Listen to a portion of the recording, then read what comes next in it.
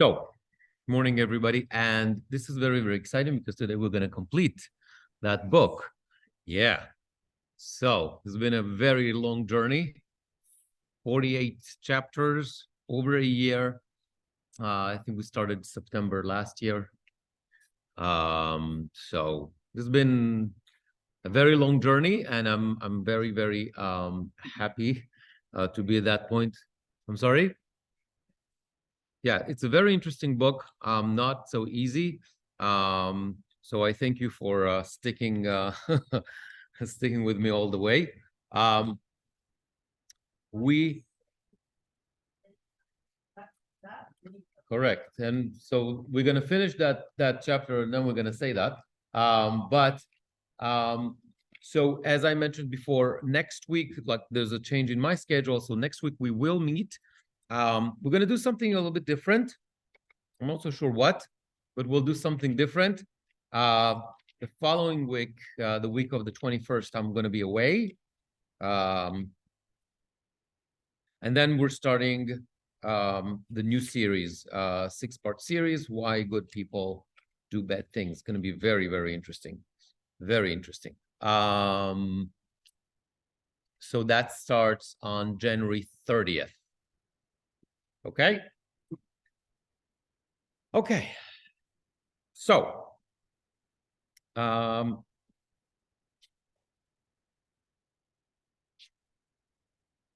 okay, we are in actually still kind of the middle of chapter 47, Mem Zayin.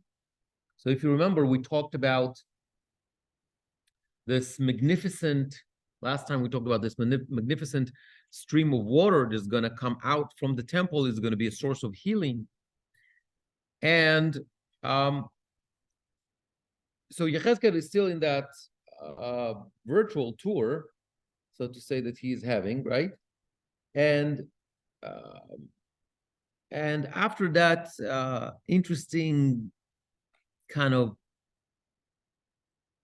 beautiful prophecy about that stream of water with all the healing powers and all that kind of stuff, we go back to a dry description of properties of land. And that's the last part of the book. It's the borders of Eretz Israel and the division or the way it's divided to the tribes. So let's take a look at verses 13. I'm still in chapter 47, Mem Zayin, verses 13 Yud Gimel through 21 Kaf Aleph. Okay? כה אמר אדוני אלוהים, גבול אשר תתנחלו את הארץ, ל12 שבטי ישראל יוסף חבלים.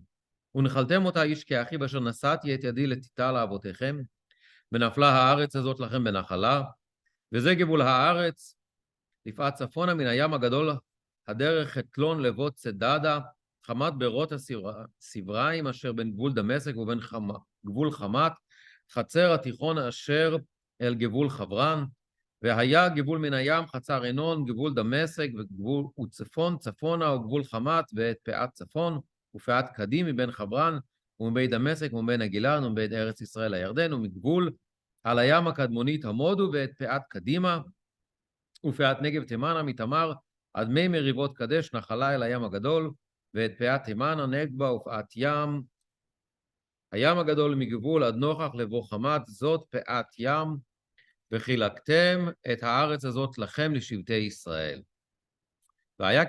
והיה תפילו אותה בנחלה לכם ולהגרים הגרים בתוככם, that's very important, אשר הולידו בנים בתוככם, והיו לכם כאזרח לבני ישראל איתכם, יפלו בנחלה בתוך שבטי ישראל. והיה בשבט אשר הגר איתו, שם תיתנו נחלתו, נאום אדוני אלוהים. Just the beginning, and then we're going to skip like all the English because it's just names. 13, thus said Hashem, this is the boundary by which you shall allot the land for inheritance to the 12 tribes of Israel, 2 portions for Joseph. You shall, 2 portions of Joseph, we're going to talk about it in a second. You shall inherit the land, each tribe equal to his brother. That's also very significant, about which I raised my hand to give it to your forefathers. This land shall become yours as an inheritance. Then it goes to all the names like, north, south, east, west, names of places that tells us what the boundaries of the land is. I'm going to jump into verse 21. You shall divide this land among yourselves according to the tribes of Israel. It shall be that you shall allot it as an inheritance for yourselves and for the strangers who dwell among you, who will bear children in your midst. They shall be for you like the natives among the children of Israel. They are to be allotted an inheritance with you among the tribes of Israel. It shall be that the tribe within which the stranger has settled, there shall you allot his inheritance, the word of the Lord Hashem. Okay, let's understand what's going on here. The opening already tells us what's going to happen in the next chapter. It says, Ish Ke'achiv.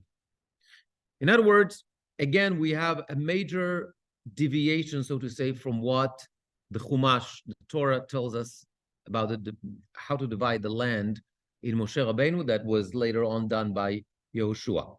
Okay? Rashi says the following, Lo ke'arishona ish lefi pekudav, ela achshav kol hashvatim shavin. Rashi says, this is in contrast to the first division of the land, as Moshe was commanded in the Chumash and executed by Yehoshua. Back then, the division, how to divide the land, was based on numbers. Larav tariv nachalato ve'lame'at hamit nachalato. A big tribe got a bigger portion. A smaller tribe got less land. Here it says all the tribes going to get exactly the same size of a lot. That's number one. But before going there's the description or mentioning of the borders of the land of Israel. It's very similar to what we see in Chumash, in Sefer Bamidbar. Couple of differences. The main difference is that the Torah starts describing the borders of Eretz Israel from going from south to the west, to the north, and to the east. Okay, that's the order. You find it in the Torah. Here, the order is different. Yechezkel starts with the north, go to the east, south, and then the west. Why this difference? Well, it seems that the Torah described it from where Bnei Israel are physically. Where are they? They're in the desert. So the way they look at Eretz Israel, so they're looking from the south. Okay, so south, west, north, east. But Yechezkel is where? No, they're in Bavel already. They're in Bavel. So they are in the north. Okay? And therefore he starts from the north, go to the, okay. So that's a matter of perspective. The northern border, if we compare two sources, like the Torah versus Yechezkel, it's very similar. Like, yeah, you have differences of names of places, but that makes sense that throughout history, places get, renamed or whatever, or known by a different name. That's totally normal. But it seems that it's pretty much the same area that we're talking about. Okay. In the eastern border, it's a little bit different, but still roughly, and the same goes to the southern and the western. Well, the western border is not a big. It's the Mediterranean. It's all the way to the Mediterranean. You can't play with that. So overall, it seems that the land is pretty much what Yechezkel is talking about is the same size, is the same land, the same piece of land that the Torah is talking about. Fine. What is the big chidush? What is the big novelty? The big news here, it's the end of the chapter, what I read. The strangers, okay, the gerim, going to have a nachala as well. They're going to have also a piece of land. People who decide to, I guess we call them today converts, or we call them people who decide to live or tie their destiny with the Jewish people.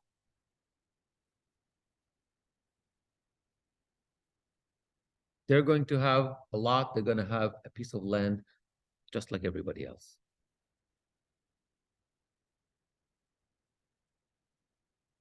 It's a big chidush because the Torah doesn't talk about that.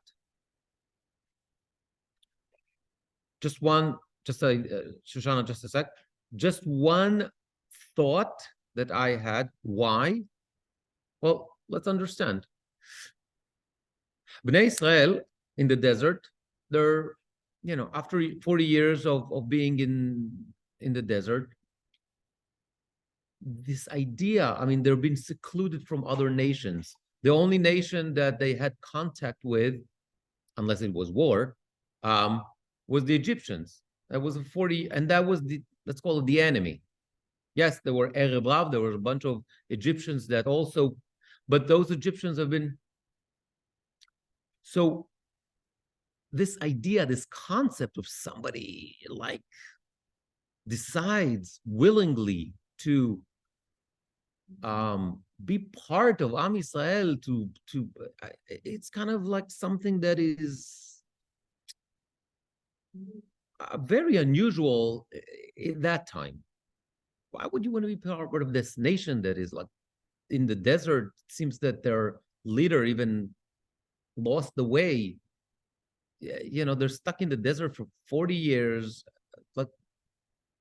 Right? It's not something. However, the reality that Yechezkel is talking about, that's a different story. That's already after living in Israel, losing Beit HaMikdash, right?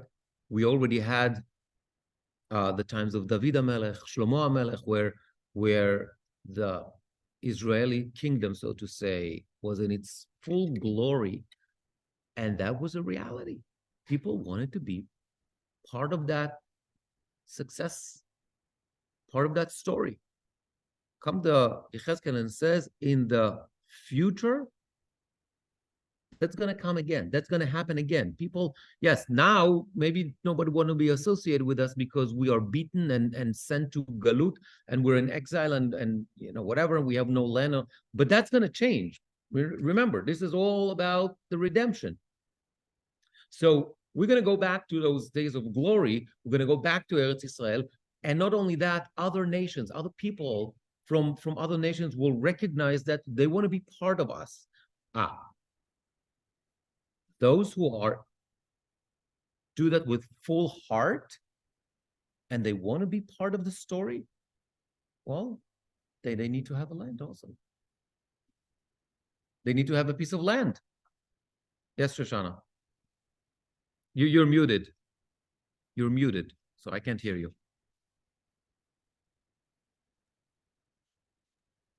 A definition question. Yes. When was the word ger tzedek, the tzedek, when was it added in our history? Oh, much later. That's only in the times of the Gemara. Exactly. So that's what it means. A ger was always someone who wanted to live forever among the Israelis, and that's the way I understand it. Well, Avraham is already says, Abraham, when he wants to buy a plot for Sarah, said, Ger v'toshav anochi imachem. And he, yeah. But Right? the Toshavish may be the The toshav means I have a green card. Okay, I have permission to live here legally. mean the girl in the same way. Ger is not exactly the same. Ger is somebody. Here, I'm a stranger. Like I have the legal, I have the papers. I can live here legally, but I'm a stranger. my point is that in the old times, when Naomi said, I want to be with you, Yes. our folk is the Yeah, same, our God is the same. She added God. Here, Yechezkel didn't have the word God, but Ger means someone I want to be forever with, living with you. Here's the thing. I think that the key words here is the pasuk kaf bet. Look at what he says. Having children among you. Exactly. You are completely, those gerim that are completely assimilated into you. Which means they have children, you have Israeli children. We will raise them the same way. Correct. That's the test, I think. Okay. Rabbi? Yes. Is the Mediterranean Sea always in Tanakh referred to as Yom HaGadol, or is that? Yeah, well, what are you talking in the context of Eretz Israel? Yes, because that's the only Yam. Okay. Right? Yeah. Thank you. So the Gerim become, they receive equal rights in the land, which takes us to chapter 48. So now, as I mentioned before, we're going to see a difference between the division of the land to Shvatim, the one that we're familiar with from the Torah that Moshe is talking about, that Yechezkel did, and what we see here. Here, what we're gonna, I kind of mentioned that quickly. I was able to print a map here. We're gonna see 7 tribes, okay, in the north. It's Dan, Asher, Naphtali, Menashe, Ephraim, Reuven, and Yehuda. Then you have the middle kind of belt, which is called the Truma, which you have the Beit HaMikdash and the Nasi and all the government, right? And then you continue south of the Truma. That area is the Binyamin, Shimon, Issachar, and Zvulun. Okay, that's you can pass that around if somebody wants to look at that. Okay, so you have 7. Just pass that around. Is this only one? Yeah. 7 tribes in the north. Then you have the middle, which is what we call the Truma. And then you have 5 in the south.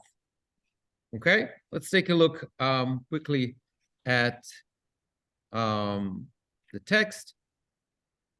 We are reading verses 1 through 7, chapter 48.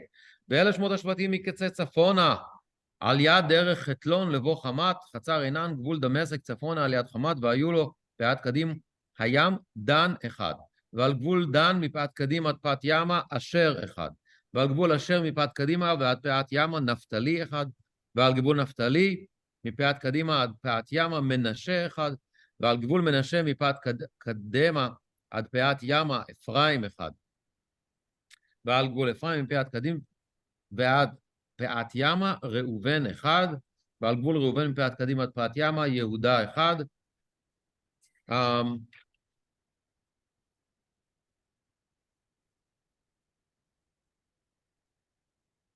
Okay, so these are as I mentioned, Dan, Asher, Naphtali, Menashe, Ephraim, Reuven.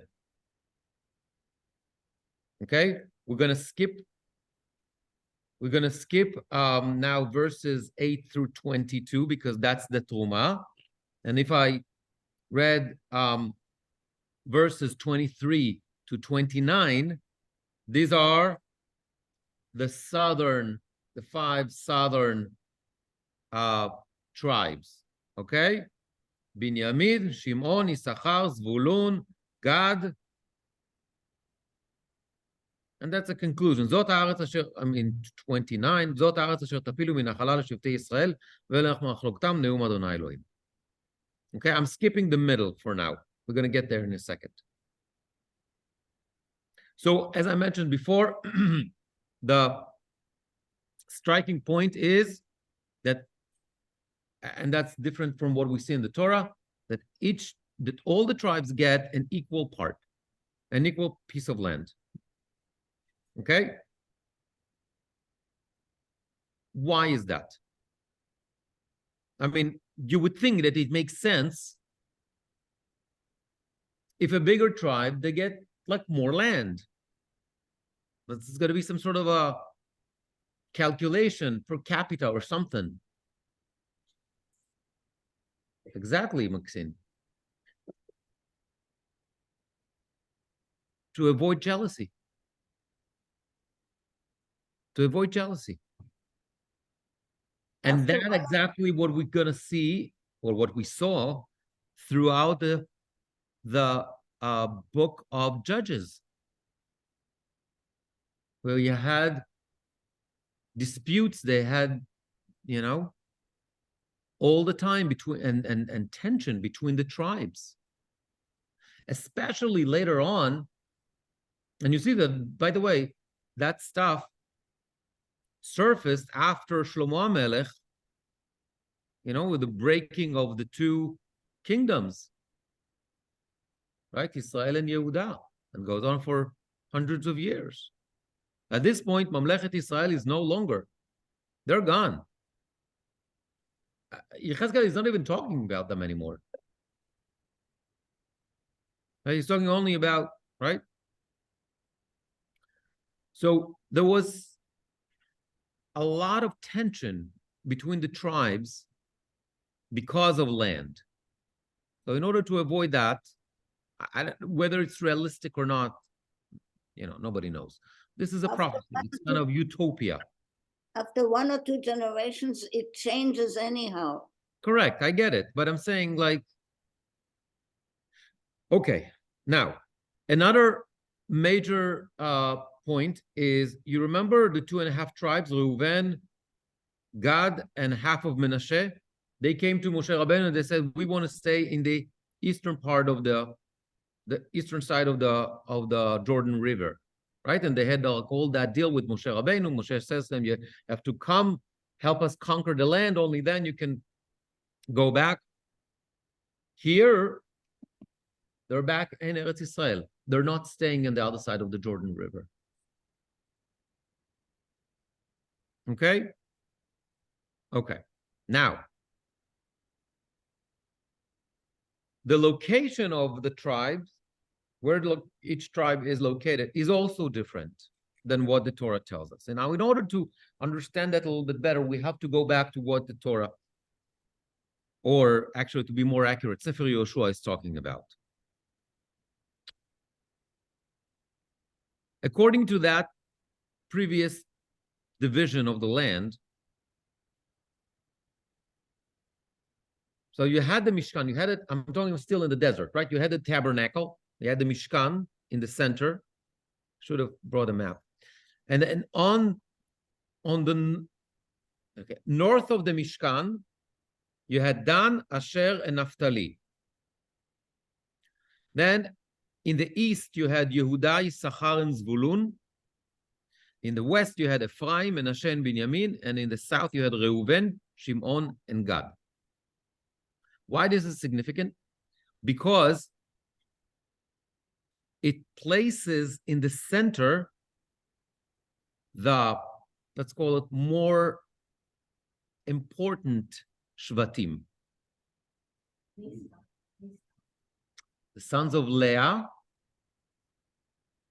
and the sons of Rachel in south and north. And then the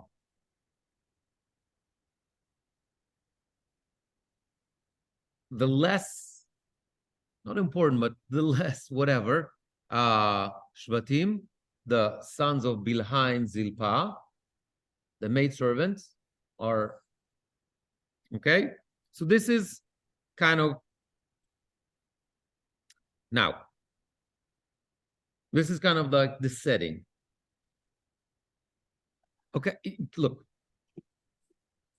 of course it can cause jealousy, but here's the thing. You have the legitimate wife of Jacob, okay, that's Rachel and Leah, and you have the maidservants, the concubines, whatever you want to call them. It's not the same status, especially when we're talking about the ancient world. That was the, right, okay. Now, so that was like the map. Just reminding you also that at the end of the day, Reuven, Gad, and half of Menashe went to the eastern part, like the eastern side of the Jordan River. But we understand where they were supposed to be had they made a choice to enter the land. Fine. Then in terms of Yehoshua, what you had in the north, you had Asher and Naphtali, Shimon in the south, and the rest were like in the center from east to west. Fine.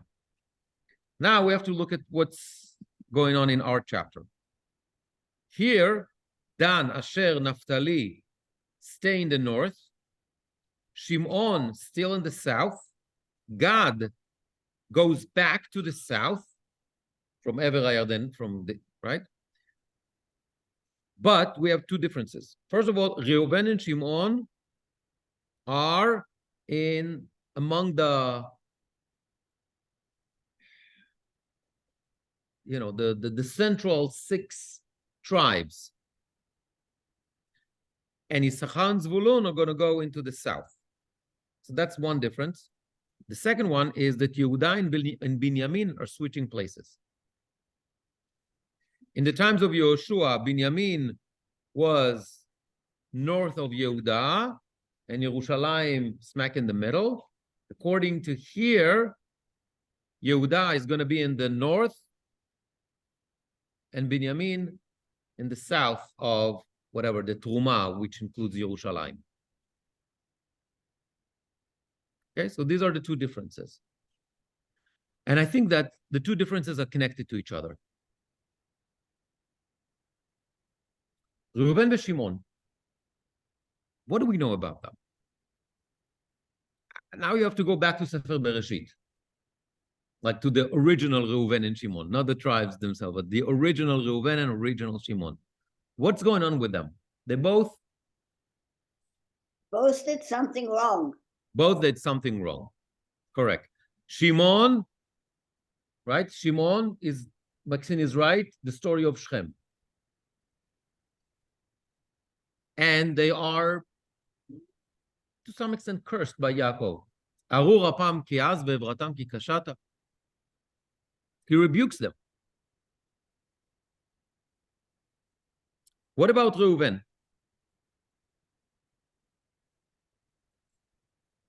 With Yosef? In Not Bilhah, exactly, but it was good. no. Reuven, Bechori ata kochi ve'reshit oni, he says, Yaakov says to him before he dies, With Yosef, it was Ad good. chilalta yetzui Allah. Reuven Bilhah, is the one that switched the beds of Yaakov, and Yeah. after, right, after Rachel dies, and he takes his father's bed and put it in the tent of his mother, even though it was in the tent of Bilhah. So both of them did something wrong. And for that, they are punished. And that is evident in the original location of their portions in Eretz Israel. However, here, it seems that they are forgiven. And they're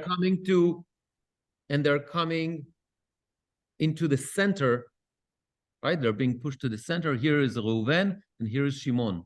Reuven is next to Yehuda, and Shimon is next to Binyamin.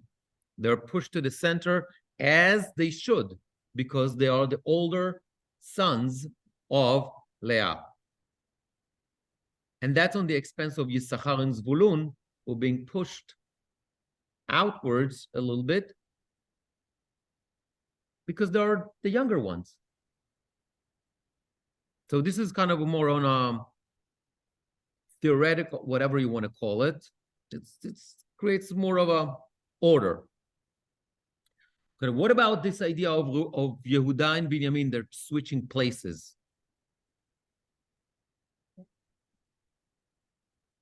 Okay. But I think that it has something more. Yehuda represents the kingdom of Yehuda. Right? And Binyamin represents everybody else. Why specifically Binyamin?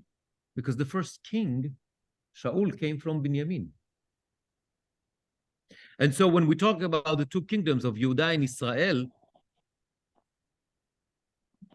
the last legitimate, before the split, you had one king, the first king from Binyamin, which i.e. Israel, that's Shaul. Then you had David, who was from Yehuda. Then you had Shlomo, that's his son, he's also from Yehuda. And then you had Rechavam, the sons of Shlomo, and then you had the split. So Binyamin is very significant. He is representing, okay, Israel. Yehuda represents Yehuda. Putting both of them on the two sides of the Truma of Beit HaMikdash, Yerushalayim, the Nasi, all that area signifies that everybody, both Malchut Yehuda and Israel, everybody has equal access and right to the Kodesh.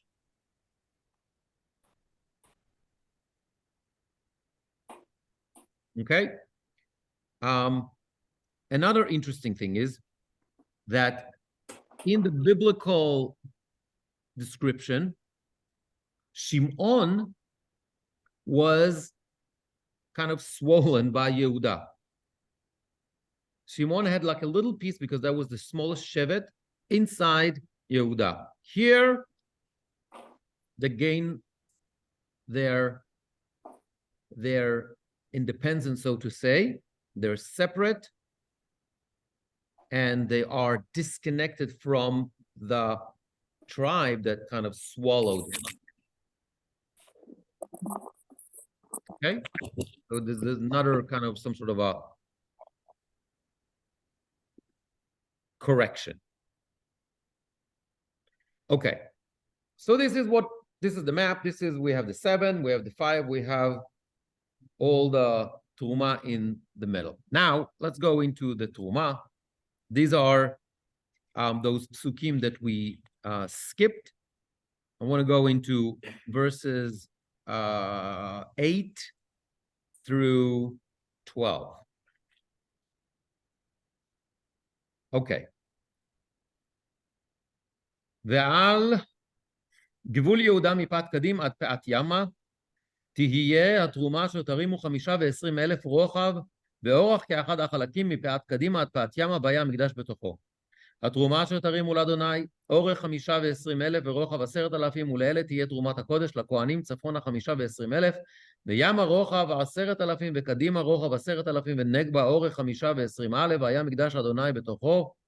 לכהנים המקודש מבני צדוק אשר שמרו משמרתי, אשר לא טעו בעיתות בני ישראל כאשר טעו הלוויים, והייתה להם תרומיה מתרומת הארץ קודש קודשים אל גבול הלוויים. Next to Judah's border, from the eastern side to the western side, shall be the sacred portion that you shall set aside, 25,000 wide, with a length equal 1 to of the other portions from the eastern side to the western side. The sanctuary shall be within it. The sacred portion that you set aside for Hashem shall have a length of 25,000 long and a width of 10,000. This shall be the sacred portion of the Kohanim, 25,000 on the north, 10,000 wide on the west, 10,000 in width on the east, and 25,000 long on the south. The sanctuary of Hashem shall be within it. This hallowed place shall belong to the Kohanim of the sons of Tzadok, who safeguarded my charge, who did not stray when the children of Israel strayed, as the Levites had strayed. Again, a reminder to what we already learned from chapter 45. It shall be a separated portion for them out of the sacred portion of the land, Holy of Holies, next to the border of the Levites. Okay? So, we already learned that before. The size of that portion, this is going to be where the Beit HaMikdash is going to be. This is going to be the area where the Kohanim are going to be. And specifically the Kohanim, Bnei Tzadok, they stayed loyal to me, even when the Levites were not. Okay. And then Pasuk Yud Gimel is about the Leviim, והלוויים לעומת גבול הכהנים 5,20,000 אורח, ורוחב 10,000, כל אורך 5,20,000, ורוחב 10,000. 13, now for the Levites opposite the border of the Kohanim, 25,000 long and 10,000 wide, the entire length being 25,000 and the width 10,000. Okay, so far, no news. Okay, same size, same, like, everything as we learned before. And you had, as reminding you that the Leviim, now that they are excluded from a lot of the works in the temple, well, they need to make a living somehow. Therefore, they are getting also a piece of land. Okay, fine. Now we have something new. Verse 14. ולא ימכרו ממנו ולא יאמר ולא יעביר ראשית הארץ כי קודש לאדוני. 14. They shall not sell any of it, nor exchange, nor transfer this choicest of the land, for it is sacred for Hashem. Kohanim and the Leviim are forbidden from selling or exchange their land,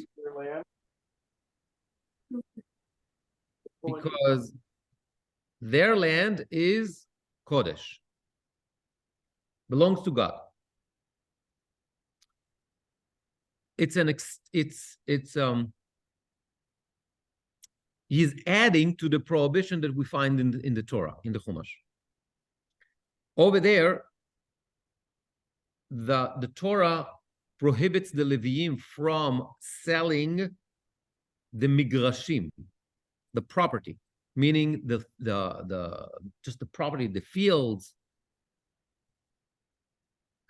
meaning you can't sell the land, but you can sell the house. Meaning, okay, and not only that, they can sell the house. I know it sounds to us like weird, like you sell the house without the land. I'll explain in a second, because the house goes back to its original owner in the Jubilee year.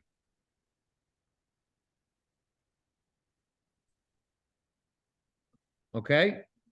So according to the Torah, if the Levi wants to sell their house, they can do that, but they cannot sell the property, like meaning the land. So it's like, let's call it a long-term lease. It can be even for 40 years, up to 50. And the 50th year, it goes back to its original owner. Yes, Hannah.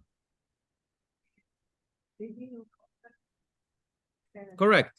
They still have that. And by the way, there was a huge issue that is still not 100% resolved, what we call Admot Minhal.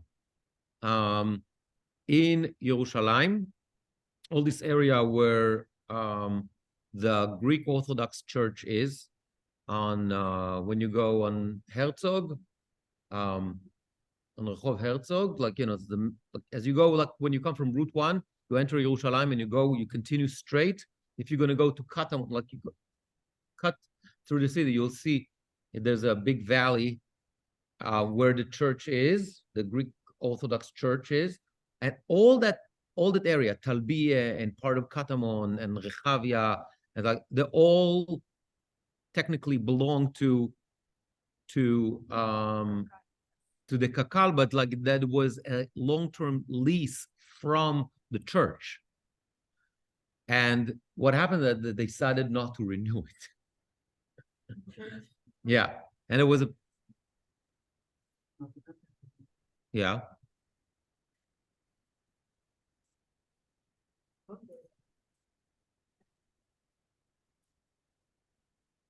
Okay. Interesting. So that was a big deal. They're still working it out, and it's a real estate nightmare. Anyway, but Yechezkel is expanding that prohibition and says what? You can't sell even the houses. So what does he mean? You can't even sell the houses. Okay, you can't even sell the houses. There's addition to the kedusha, to the holiness of that land.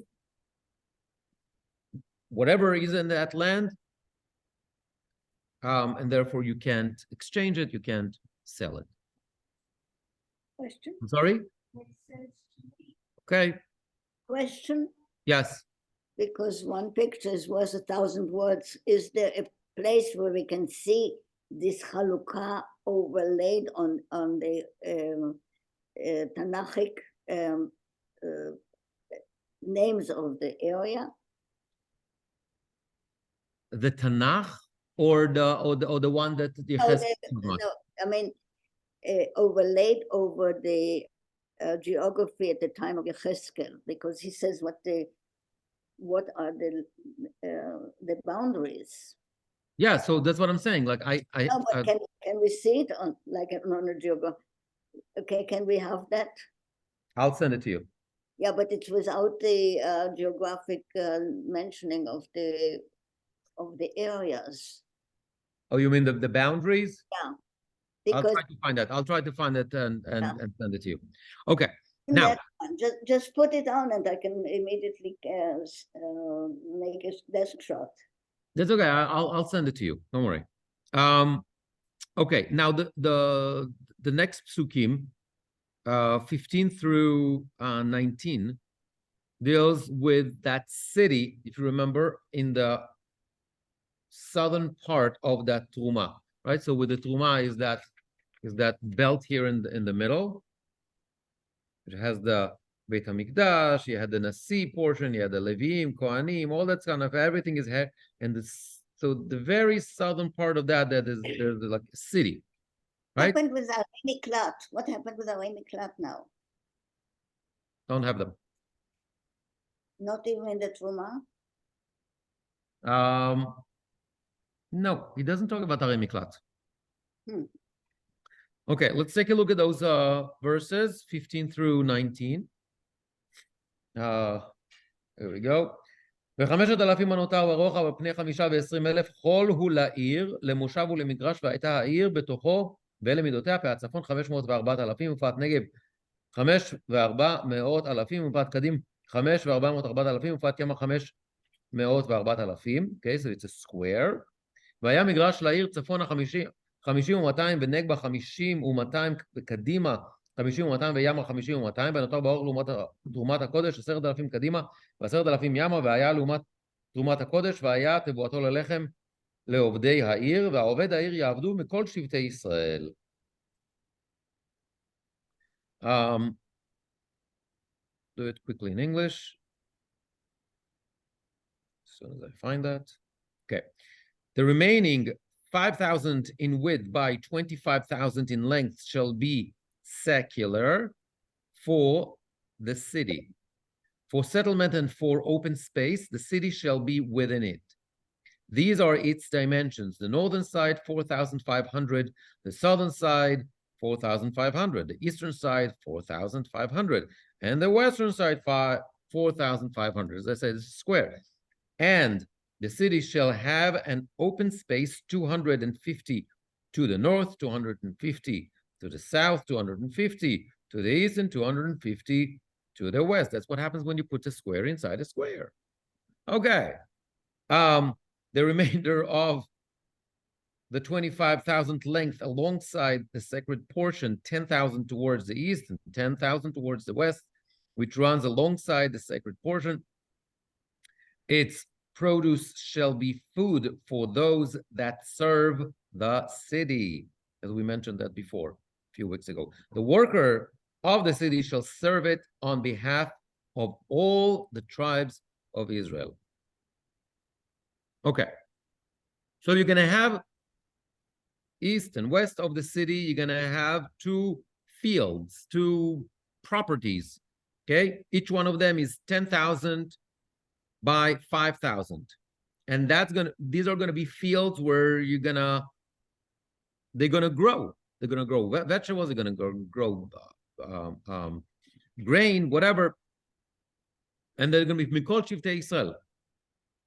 Have people from all over the Jewish people, like the entire nation that's going to work there. That means we can assume, since those fields supposed to provide the food for that city, and you're going to have workers from all the Shvatim, you can assume also that the people living in that city are going to be from all the Shvatim as well. Okay, so we're talking about like it's a kind of like not international because it's one nation, but it's kind of a multi like Washington, D.C. intertribal, whatever, cross-tribal city. Okay, which isn't the same, obviously the same property or the same area with the temple, which is not does not belong to one tribe. Just like Yerushalayim was an independent city that did not belong to any of the tribes. It was not part, right? So we said a federal city. Correct. It's just like, we said that Yehuda and Binyamin are in the borders, but it's independent, right? It belongs to Yehuda and Binyamin and to any other tribe in the same way. It's not an Irei Miklat, nothing to do. Irei Miklat were inside the Nachalot of a particular tribe.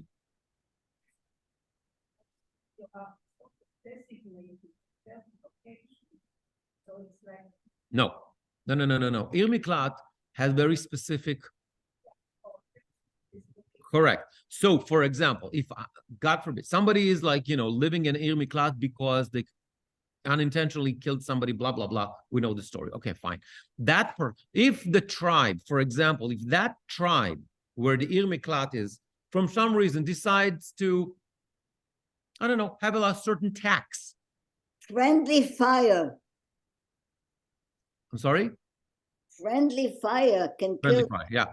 But let's assume that particular tribe decides to have a tax. Only for then that will apply to whoever lives in that Irei Miklat, that region. Okay? So they are under, the garbage trucks in that Irei Miklat is going to come from, that belongs to that tribe. Think about it as like, different cities or whatever, municipalities. Yerushalayim is a different story. Yerushalayim does not belong to it. It has its own identity, its own municipality. It's governed by a body that represents everybody, does not belong to anyone. It's different. Yes, but operated by people. Okay, and then Nasi, Shevet Levi, Okay. And the idea here, obviously, we understand because we want everybody to have the same connection, same ties to Yerushalayim. Okay, and then the next pasuk kind of like summarize the width. כל התרומה 25,000 ב25,000 רביעי תרימו תרומת הקודש של אחוזת העיר. Fine. And then verses 21 and 22, again, we're talking about the property of the Nasi, okay, the Nasi, the king, whatever you want to call. 21, 22, to flip the page here. והנותר לנשיא מזה ומזה לתרומת הקודש ולאחוזת העיר אל פני 25,000 תרומה עד גבול קדימה וימה על פני 25,000 על גבול ימה לעומת חלקים לנשיא והייתה תרומת הקודש במקדש הבית בתוכו ומאחוזות הלוויים ומאחוזת העיר בתוך שער הנשיא יהיה בין גבול יהודה ובין גבול בנימין הנשיא יהיה, right? We already talked about that, this idea that the Nasi has its own property. It's also within that area, that piece of land, it's called the Truma. And the property of the Nasi kind of like envelops or goes around the Mikdash.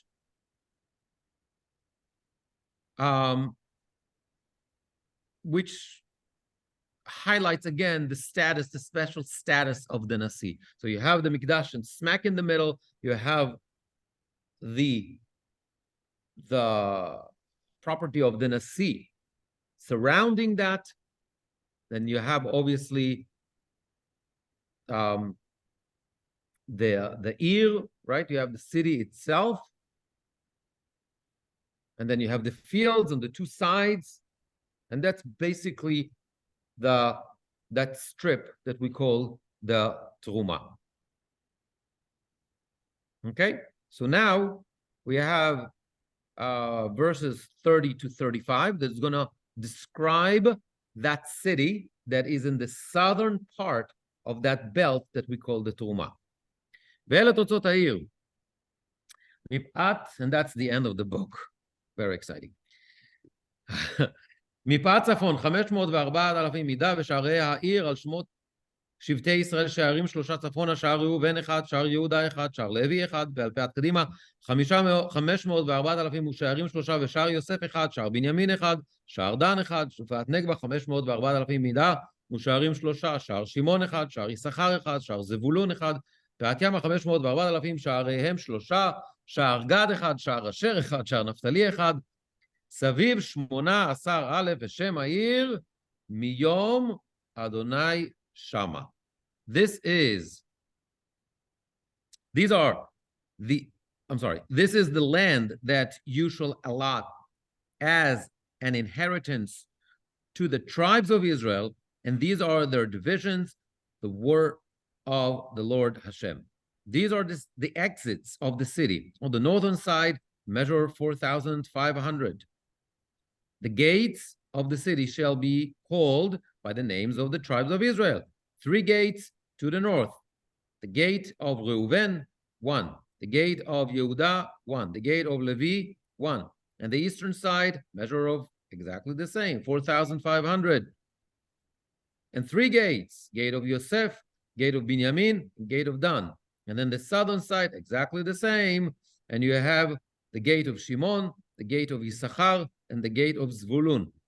And then the western side, exactly the same, with the gates, gate of Gad, the gate of Asher, and the gate of Naphtali. Last pasuk. The circumferences of the city is thus 18,000,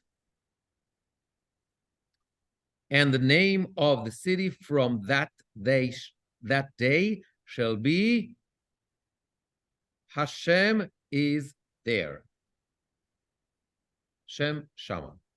Okay, so on the 4 sides, the 4 directions of the city, okay, there's 3 gates, 3 gates. Okay, total of 12 gates, 12 tribes of Israel, all makes sense. Gives another, goes along with the character of the city, so to say, that this unified whatever you want to call it, intertribal, city that doesn't belong to any of the tribes, everybody, all that kind of stuff. And also goes along with this idea of we're trying to minimize the differences between the tribes, giving everybody the same size of land, everybody has one gate, blah, blah, blah. Everybody has exactly the same access, all that kind of stuff. Fine.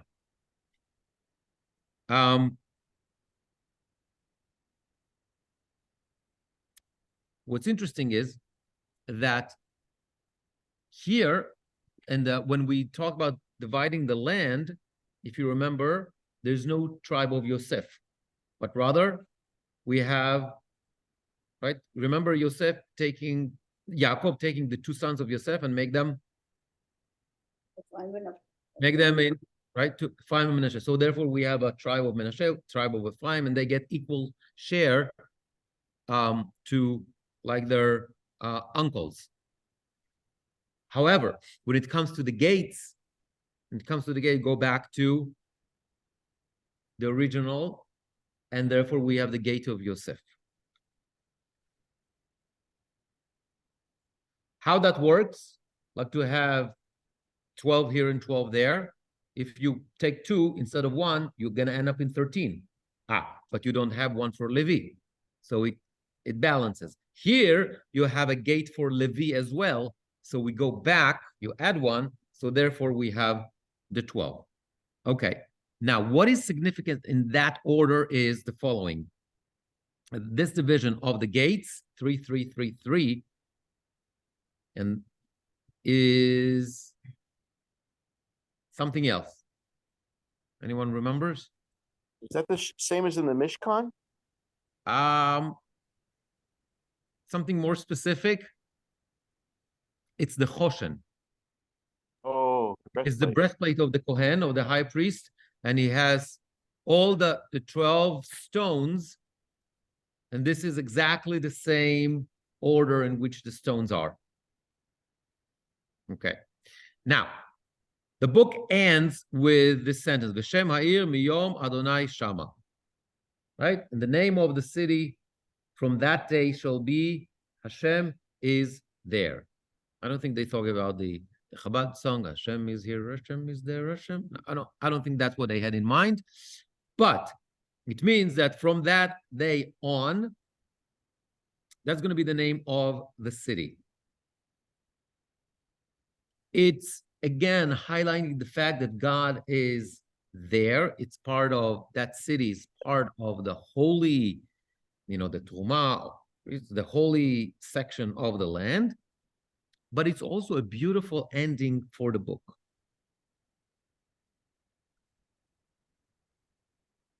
Why?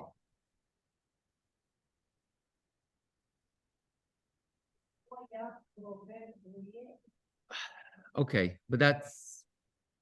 I guess because it reestablishes Israel back in its proper order in the Holy Land, and okay, but we have to think like more in the context of the book itself. Yes, Shoshana? Utopia. God will forever. Okay, it's utopia, fine. But why? No, God forever will be there. Okay. Remember the beginning of the book? He went away and now he's coming back. Thank you very much.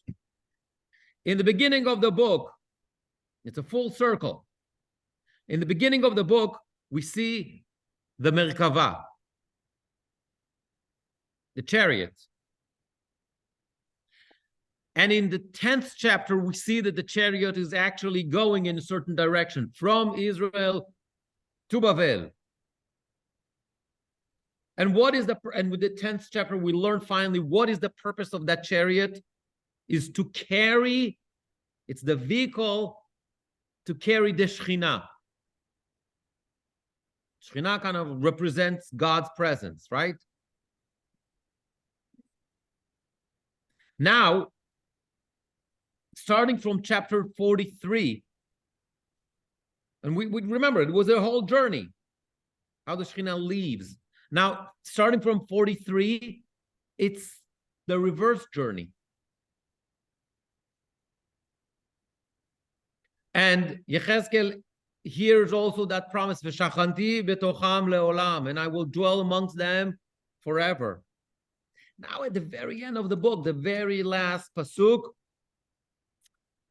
it says, in a symbolic way, it's going to be symbolic, but we're going to change the name of the city to God is there. I mean, that's literally what it means. God is there. Because the Shekhinah made its journey back. God's presence is back in the city. It's not the city that, and we saw that many, many times, that we say that is known as God has left it, but rather it's going to be known as the city known as where God is. So this is a very appropriate and symbolic ending for this book. I know Hannah was dying to say that for over a year. So bevakasha. Chazak. Chazak, chazak, v'nit chazak. Correct. Thank you, everybody. It's been. Thank you. It's been a real journey, not only for the Shekhinah, also for us. And I hope we gain. So next week, as I said, we're going to get together. We're going to do something else. I'm not so sure what, but we'll do something else. And then we're going to have 1 week break. And then the following week, in 3 weeks from now, on the 30th, we're going to start that new series. It's going to be a 6-part series. And after that, we're probably going to go into a different topic, probably the world of prayer. World of prayer. Okay. Can I ask a question about the Nasi? Like, Yes. does he identify who he'd be or what kind of person he'd be? What is he, a ruler? Is he going to be? He is. Yechezkel, throughout the book, is trying to avoid using the word melech, king, because of the negative connotations. But it's technically, it's the ruler, it's the king, it's the Nasi. You can call it whatever you want. One major difference is the Nasi is not automatically being elected as because of being the son of, so needs to prove himself. It's similar to a president, prime minister. So it could be an elected leader, then you're saying? Elected by God. Oh. How does that work? Does he give a process how it would happen or how it would be selected? He doesn't talk about that. No. No, he doesn't talk about that. Yes. So we just. Since the Nasi is not hereditary, he can be, but it's not so. And he's a member of another tribe. So the Chalkat Nasi is only for the time he's a Nasi, because he has possessions in his tribe, and he has a possession not in his tribe. So correct. It belongs to that, so he can, as we learned last week, he can gift parts of the thing to his sons and stuff like that. But this is only for the time he's a Nasi. For the time that he is in a sin. Not only that, it probably goes back in the Jubilee anyway. Yeah. Okay. Yes.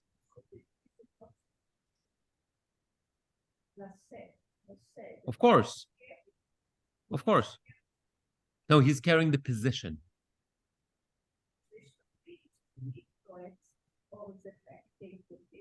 Correct, but the idea is that he is carrying the position. That's what it comes from.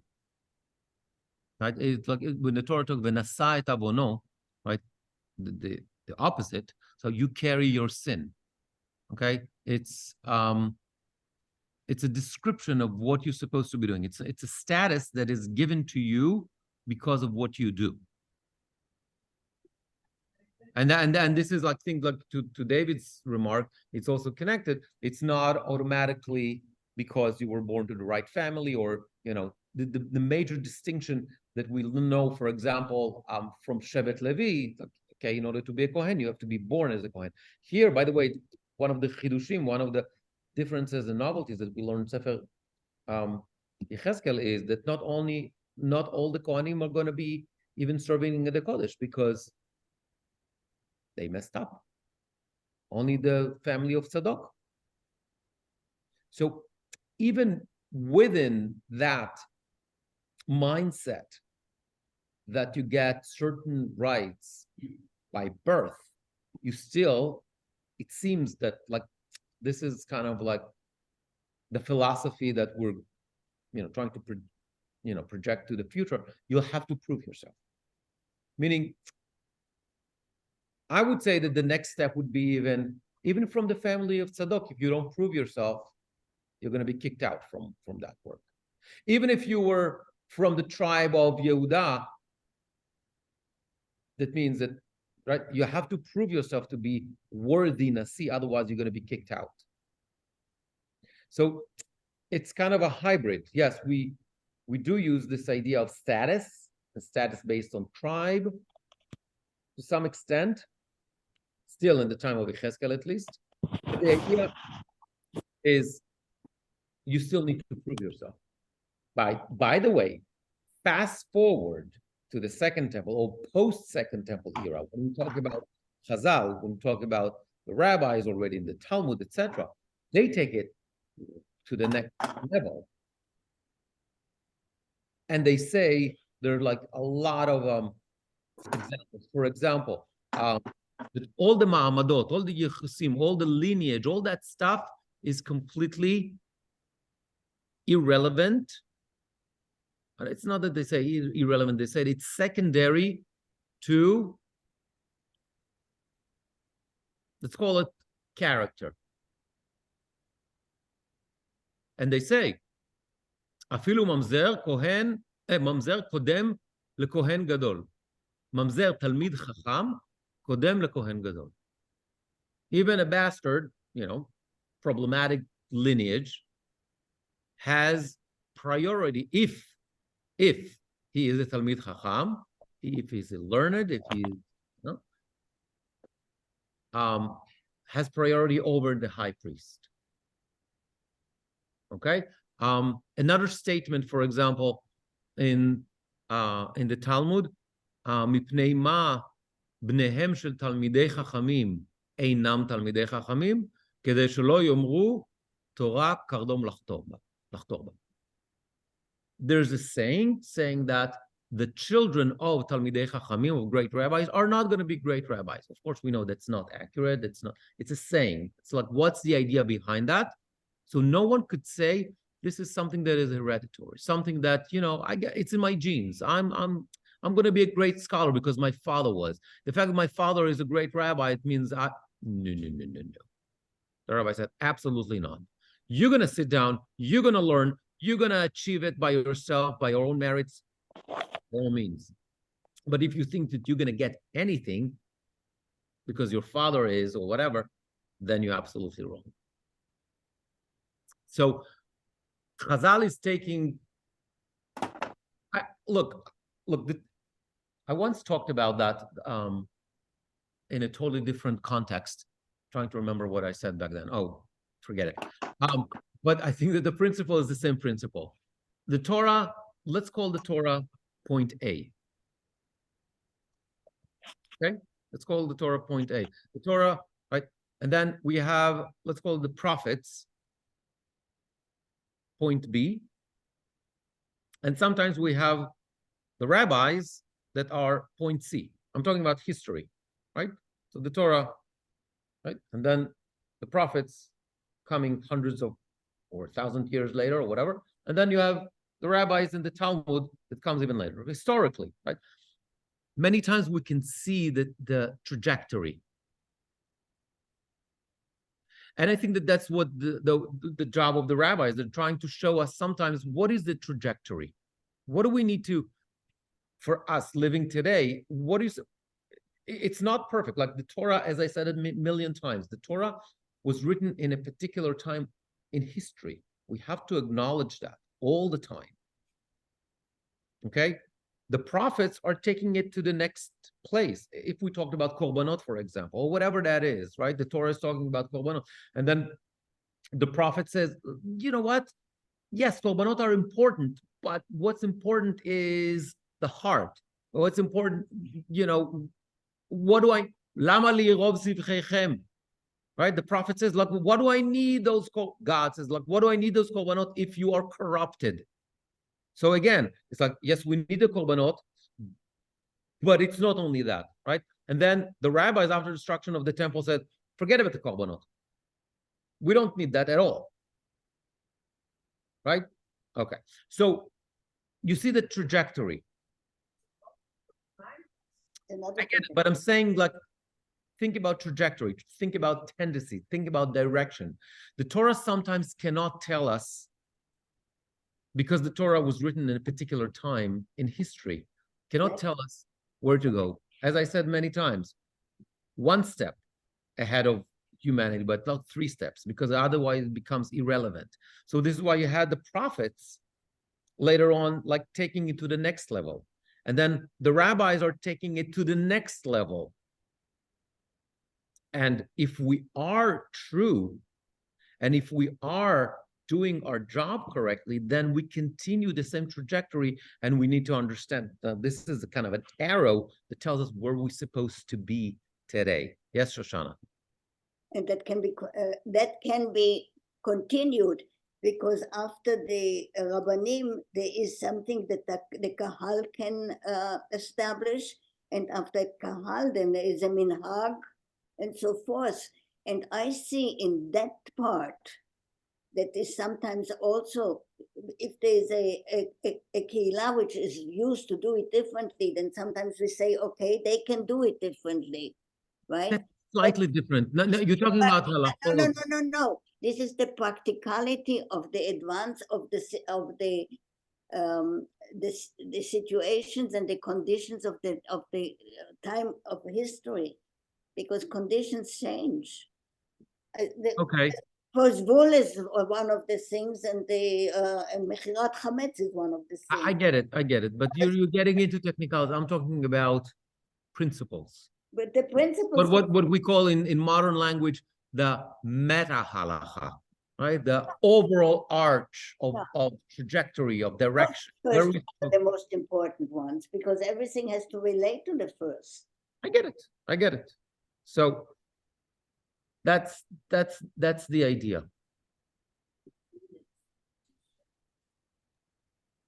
Absolutely. Correct. What's that? The Nasi is not a prophet. The Nasi is not a prophet. The Nasi is not a prophet. No. He's an administrator. He's an administrator. With high morals. Correct. And also and there was some spiritual connection. Right.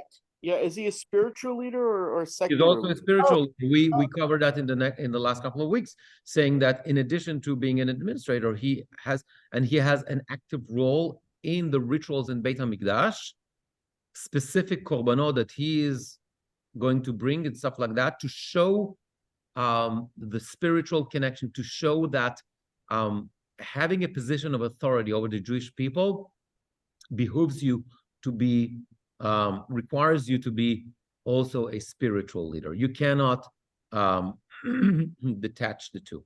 He's a lay Kohen. Lay Kohen. Okay. Yes. Yeah.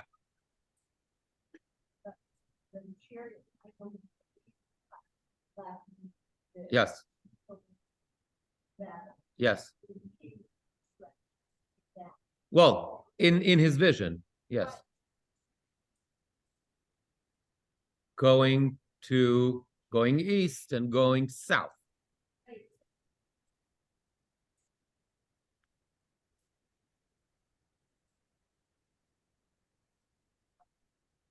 No, it says that once that happens, we don't know if that happened. It didn't happen.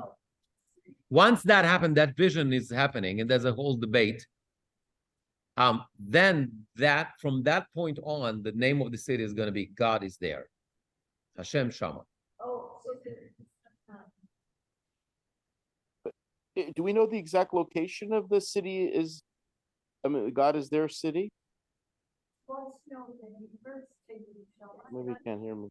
Yeah, it is in the proximity of Yerushalayim. It is like in, yes, Where is it located exactly? Do we know? it is in the area of Yerushalayim. In Jerusalem? Yes. Correct. But it doesn't have to be on the Temple Mount. It could be somewhere else, right? It's actually technically it's not on Temple Mount. Do we know where it could be? Do we have an idea? The southern part of that strip that's called the Truma. On like whatever it's like 12,500 whatever north of the border with Binyamin.